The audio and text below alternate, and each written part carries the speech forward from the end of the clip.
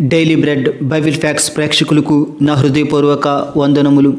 ఈరోజు మన టాపిక్ ఏమిటంటే బేతేలు మందిరం అతి భయంకరమైన విగ్రహారాధన స్థలంగా ఎలా మారింది అనే విషయం గురించి ఇప్పుడు పూర్తిగా తెలుసుకుందాం.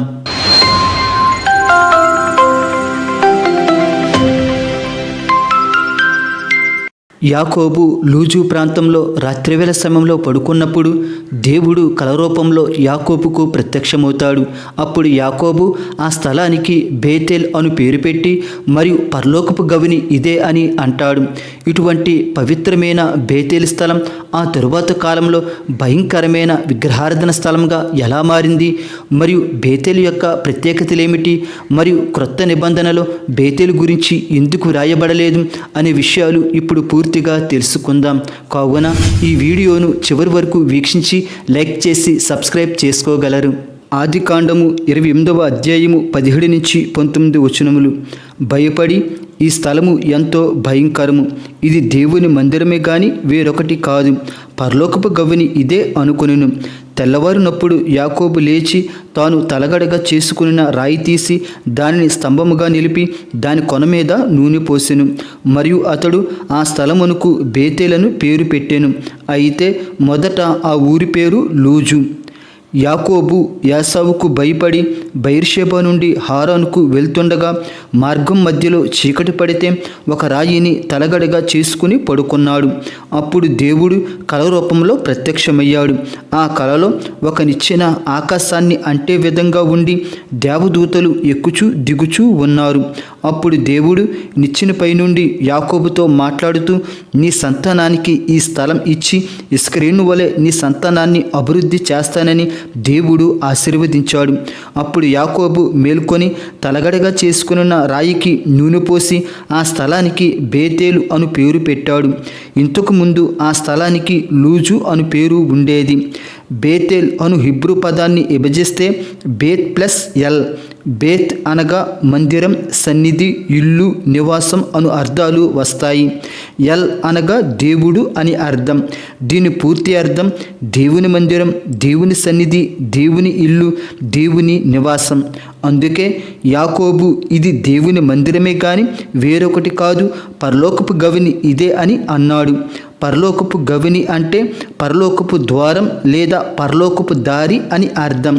ఎందుకంటే ఒక నిచ్చెన మీద దేవదూతలు క్రిందికి పైకి ఎక్కడం యాకోబు చూశాడు. అందుకే పరలోకపు గవిని అన్నాడు. అయితే బేతేలు స్థలం దేవుని మందిరం అని యాకోబు అనినా గాని ఇక్కడ దేవుడు మందిరాన్ని కట్టించలేదు. మందిరం యెరూషలేములో సొలొమోను చేత మాత్రమే కట్టించాడు.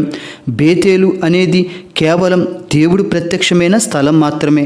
కానీ ఇక్కడ మందిరాన్ని నిర్మిస్తానని దేవుడు యాకోబుకు వాగ్దానం ఇవ్వలేదు. కేవలం ఈ స్థలాన్ని మీరు నివసించడానికి ఇస్తాను అని దేవుడు వాగ్దానం ఇచ్చాడు, కానీ మందిరం కడతానని వాగ్దానం ఇవ్వలేదు.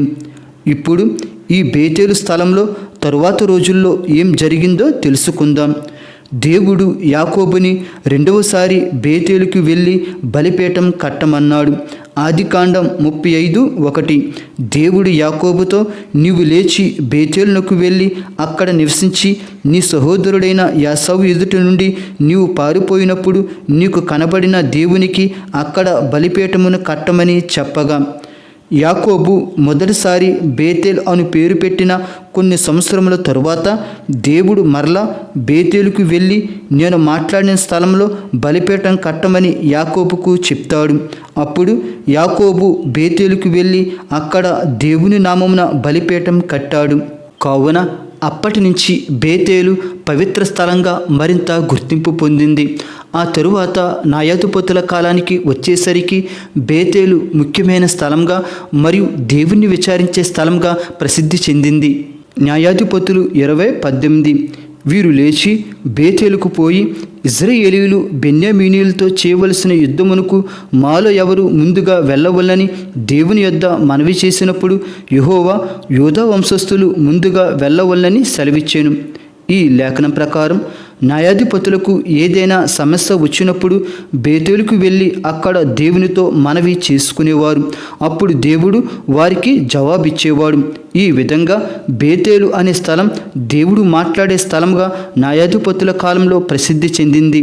మరియు న్యాయాధిపతులు 4వ అధ్యాయము 4-5 వచనాల ప్రకారం న్యాయాధిపతురాలైన దెబోరా అనే ప్రవక్తి బేతేలు సమీపంలో ప్రజలకు న్యాయం తీర్చేది.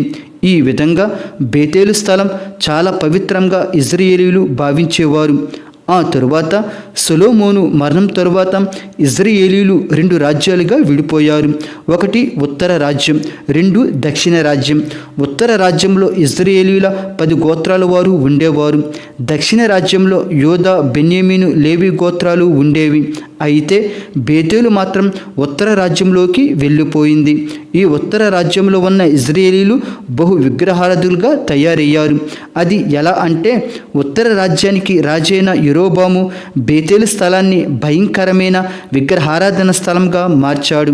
మొదటి రాజులు 12వ అధ్యాయము 27-29 వచనములు. యెరోబాము తన హృదయమందు తలంచి ఆలోచన చేసి 2 బంగారపు దూడలు చేయించి జనులను పిలిచి, యెరూషలేమునకు పోవుట మీకు బహు కష్టము. ఇశ్రాయేలు వారలారా, ఐగుప్తు దేశం నుండి మిమ్మల్ని రప్పించిన మీ దేవుడు ఇవే అని చెప్పి ఒకటి బేతేలు నందును ఒకటి దాను నందును ఉంచెను.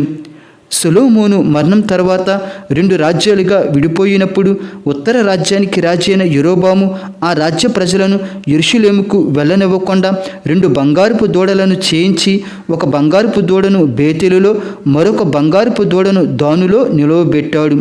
వీళ్ళే దేవుళ్ళు, వీళ్ళే ఐగుప్తు నుండి కనాను దేశం తీసుకొచ్చింది అని వారికి చెప్పి వారిని బహు విగ్రహారాధన వైపు నడిపించాడు. ఈ విధంగా దేవుడు తన పితరులకు ప్రత్యక్షమైన స్థలంలో మరియు యాకోబు బలిపీఠం కట్టిన పవిత్రమైన బేతేలు స్థలంలో యెరోబాము బంగారపు దూడలను నిలువబెట్టాడు. మరియు ఒక బలిపీఠం, ఉన్నత స్థలాలు, మందిరాన్ని బేతేలులో నిర్మించాడు. మరియు ఆ బంగారపు దూడ దగ్గర యాజకులను పెట్టి అక్కడ బలులు అర్పించేలా చేశాడు. మరియు అక్కడ సంవత్సరపు పండుగలు, ఉత్సవములు నిర్వహించేవాడు. ఈ విధంగా బేతేలు భయంకరమైన విగ్రహారాధన స్థలంగా మారిపోయింది. ఆ తరువాత ఇంత భయంకరమైన విగ్రహారాధన కేంద్రంగా తయారైన బేతేలుపై దేవుడు తీర్పును ప్రకటించాడు. ఒక దైవజనుని చేత ప్రవచనం చెప్పించాడు. మొదటి రాజులు 13:2-3. ఆ దైవజనుడు యెహోవా ఆజ్ఞ చేత బలిపీఠమునకు ఈ మాట ప్రకటన చేసెను. బలిపీఠమా, బలిపీఠమా, యెహోవా సెలవిచ్చినదేమనగా, దావీదు సంతతిలో యోషియా అను ఒక శిశువు పుట్టును. నీ మీద ధూపం వేసిన ఉన్నత స్థలం యొక్క యాజకులను అతడు నీ మీద అర్పించును. అతడు మనుష్య శల్యములను అతడు నీ మీద దహనము చేయును. ఈ బలిపీఠము బద్దలైపోయి దాని మీదనున్న బుగ్గి ఒలికిపోవుటయే యెహోవా ఇచ్చు సూచన అని చెప్పి ఆ దినమున ఆ ప్రవక్త సూచన ఒకటి ఇచ్చెను. ఈ లేఖన ప్రకారం బేతేలులో ఉన్న బలిపీఠాన్ని రాబోయే కాలంలో దావీదు వంశమైన యోధా గోత్రానికి చెందిన యోషియా అనే రాజు పుట్టి ఆ బలిపీఠాన్ని బద్దలు కొట్టి అక్కడ ఉన్న వారిని బలిపీఠం మీద దహనం చేస్తాడని దేవుడు ఒక దైవజనుని చేత ప్రవచించేలా చేశాడు. ఈ ప్రవచన నెరవేర్పును వీడియో ముందుకు వెళ్ళే కొలది మనం తెలుసుకుందాం.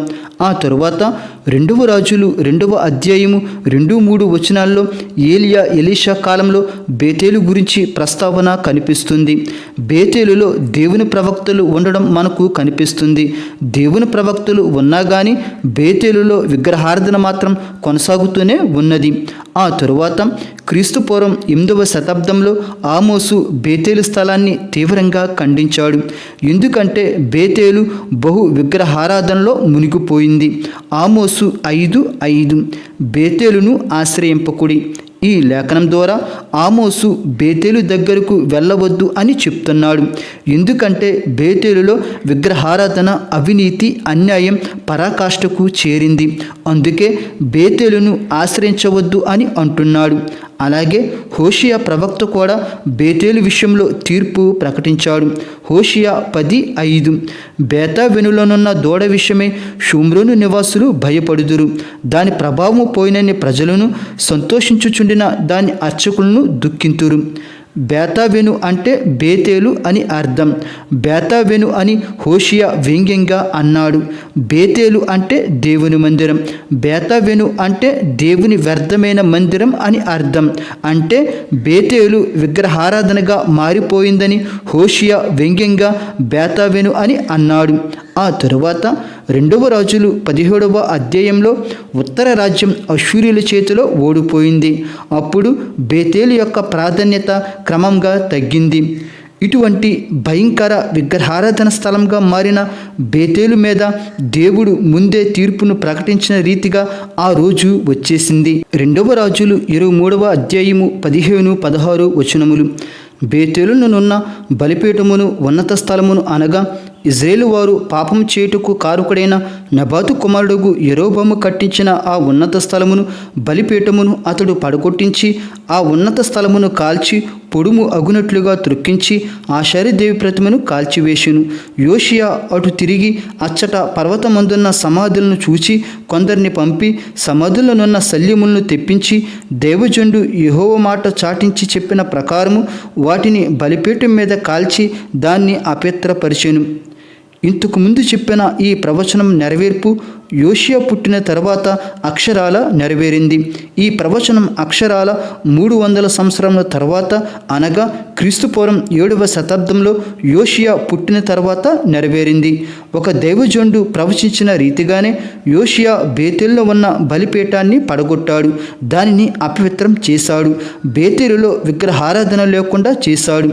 ఆ తరువాత యజ్రా కాలం నాటికి బేతేలు నగరం తగలపెట్టబడి ఒక చిన్న గ్రామంగా మారిపోయింది. ఇంతటితో పాత నిబంధనలో బేతేలు ప్రస్తావన ముగిసింది. అయితే క్రొత్త నిబంధనలో మాత్రం బేతేలు గురించి ఏమీ వ్రాయబడలేదు. సువార్తల్లో కానీ పౌలు పత్రికల్లో కానీ ఎక్కడ బేతేలు ప్రస్తావన లేదు.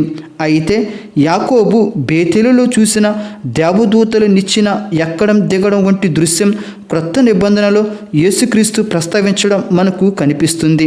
యోహాను 1:51 మరియు ఆయన మీరు ఆకాశము తెరవబడుటయు దేవుని దూతలు మనుష్య కుమారుని పైగా ఎక్కుటయు దిగుటయు చూతరని మీతో నిశ్చయముగా చెప్పుచున్నాను. సేమ్ ఇటువంటి దృశ్యాన్ని యాకోబు బేతేలులో చూశాడు. ఈ రెండు వేరు సందర్భాలైనా కానీ ఈ రెండు కూడా దేవుని ప్రత్యక్షతను తెలియజేస్తాయి. బేతేలు అంటే దేవుని మందిరం. ఇప్పుడు ఆ దేవుని మందిరం ఎవరంటే యేసుక్రీస్తు, మరియు సన్నిధి అన్న దేవుడే, ఆ దేవుడే యేసుక్రీస్తు. కావున యాకోబు చూసిన బేతేలు ఎవరంటే యేసుక్రీస్తు. ఆ బేతేలు యొక్క ప్రత్యక్షతను మనం క్రొత్త నిబంధనలో యేసుక్రీస్తు ద్వారా చూసాము. దేవుడు మిమ్ములను మీ కుటుంబములను దీవించునుగాక. ఆమేన్.